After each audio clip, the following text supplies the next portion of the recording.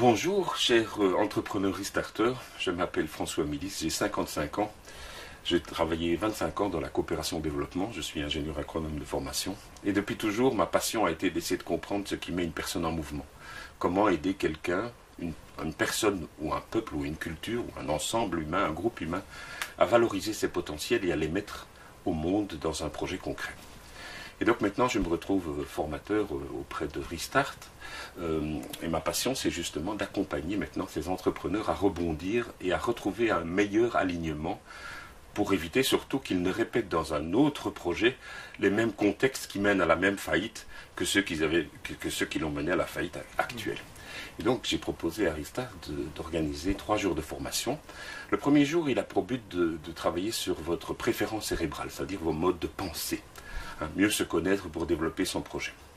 Et donc en fait on utilise l'approche Herrmann ici et on découvre sa préférence cérébrale. Chaque personne découvre sa propre préférence cérébrale et on pose des hypothèses sur la manière dont il a développé sa préférence cérébrale au cours de sa vie et s'il est vraiment aligné sur la personne qu'il est vraiment.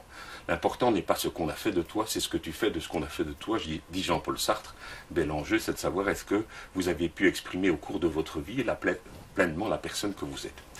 La deuxième, c'est un travail sur la systémique. La deuxième journée que je propose, c'est un travail sur la systémique qui fait le lien entre la personne de l'entrepreneur, son histoire, ses savoir-faire, ses talents, sa famille et son projet professionnel.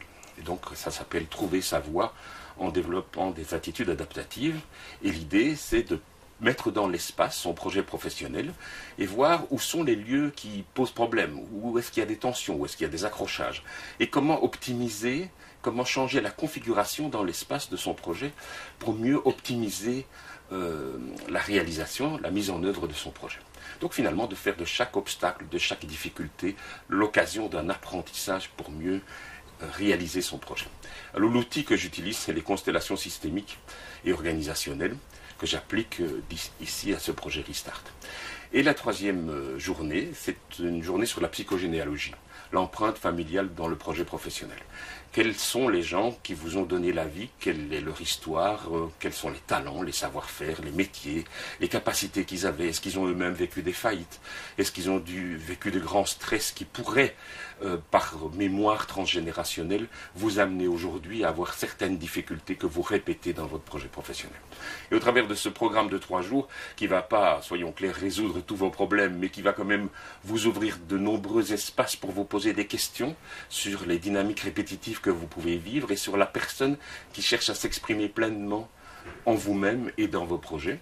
Là, on aura fait tout un voyage ensemble de 3 jours chez moi dans ma salle à Waterloo qui s'appelle Le Monde en Soi. Et voilà, on se sera longuement rencontrés. Ça vous donnera l'occasion d'appréhender beaucoup mieux ce volet entreprendre un projet à son image. Merci beaucoup.